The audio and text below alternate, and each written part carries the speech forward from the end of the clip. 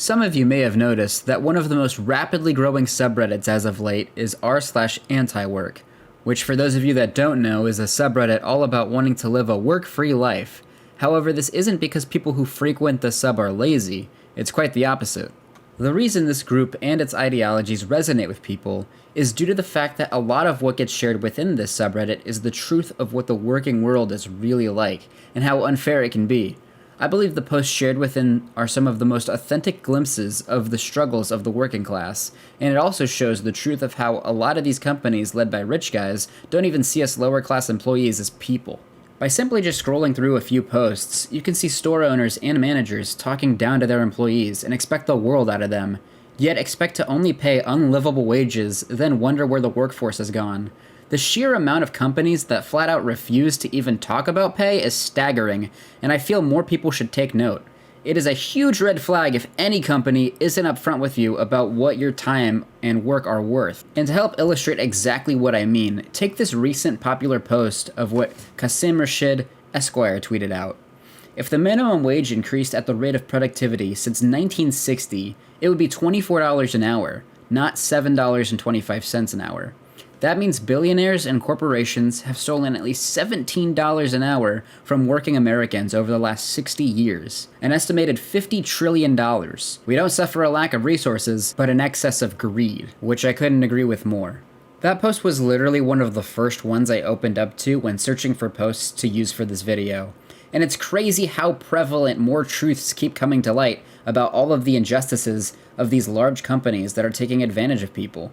The injustices don't just stop at wage theft, however. It also encapsulates a lot of wrongful actions that managers do to their employees, such as trying to cancel already approved vacation time, guilt-tripping and manipulating workers who don't have the heart or ability to say no to employers, passive-aggressively leaving notes or messages to employees, and the list just goes on. I personally believe that all companies need to do a better job at taking care of their employees in every aspect of their humanity, not just monetarily, but also offering paid mental health days, because the stress of working a typical day job can be overwhelming, because working 40 hours or more a week isn't easy for anyone, especially if you're someone who has kids or other responsibilities, or living paycheck to paycheck. Speaking from experience, the mental toll can be absolutely draining at times. I'm lucky that in my company, we have personal time that we can use for any reason, and I have used it for a mental health day in the past. But I feel this shouldn't be some luxury set by my company, but a working standard. Recently, there has been a small movement of sorts that I strongly support, and the only way for it to gain any traction is to spread the word. The movement I'm referring to is the McDonald's $25 or walk movement, which basically states that if we as a workforce refuse to work at or eat at McDonald's until they're forced to raise their minimum wage countrywide to $25 an hour, then that will be the first domino in a chain that'll potentially raise the wages for everyone. The reason McDonald's is the target for this is because it's one of the most recognizable brands in the world, and has a huge casual market appeal. So if they make the change, then others will be forced to follow suit. McDonald's is a multi-billion-dollar company and can absolutely afford to pay their workers this wage no problem. So I don't know about you, but I haven't eaten at McDonald's in over a year, and now I don't plan to do it at all thanks to this movement. Hopefully it gains traction in the near future. Moving on, I'd like to take a look at a few posts that have recently popped up and give some serious insight on them. This post is a classic case of wage discrimination, which is not only illegal, but very much a red flag, and any company, big or small, trying to pull this shit should be avoided at all cost. This next one comes from an email from an employer that says, "Wages. We do not discuss wages with coworkers ever. Everyone has gone through the interview process, and we mutually agreed upon a wage that worked for both the company and yourself. If you feel like you would like to earn more money, would like a new challenge, or have questions about hours, scheduling, etc., then the correct protocol would be to send a message via email or text to set up a time to meet." It is actually against the law to forbid an employee from talking about their wages. There's actually a really good Adam Ruins Everything on this particular subject, however I will briefly summarize. A lot of people think it's rude to discuss wages. This is actually a tactic used by bigger corporations to stop us from confronting employers about why their pay is so low.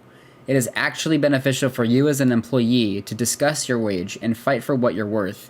Even before all this anti-work stuff came to light, I always loved talking about how much I was making, and was always interested in how much others were making as well, so that if someone had a good amount of money coming in, I could figure out what they did for a living and see if it's a job I would potentially be interested in doing myself. I always tell people how much I make, and it's not for bragging purposes. It's solely because I wanted my friends and people I knew to know they have the option to apply to where I was working in case their wage wasn't enough for them. For example, I currently make $23.50 an hour at Costco, and back when I lived in Ohio, this was a lot of money, and it's still a livable wage in Seattle. I'm just not buying a house or anything anytime soon. So me knowing most jobs only paid anywhere from $9 to $12 an hour in Ohio, I always told people to apply to Costco, because while they have their problems, the benefits and pay is pretty solid for an entry-level job, and they currently start at $16+ an hour. This next post simply states the average age of someone getting paid the minimum wage is 35 years old and not 16. This one is just eye-opening. When you take into account that a lot of people don't have college degrees or any sort of special skills because the public education system has royally screwed them over, which is a topic for a future video and we'll get there eventually, then you realize that a lot of people doing the everyday, day-to-day jobs that need to be done are people who need a livable wage to support their families is wild, to say the least.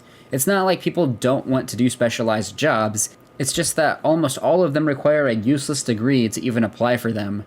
Now don't get me wrong, some jobs like doctors and lawyers do require a higher level of education to do them correctly. However, there are so many high-paying jobs that a lot of people learned more from on-the-job experience than they ever did in college. I'm sure by now you understand how this subreddit is quickly gaining the traction that it is, and the importance that all of this information hits the mainstream and comes to light. All we can do now is hope the awareness changes the results of the future, and eventually we can have a better workforce as well as a life-work balance, because remember that life should always come before work.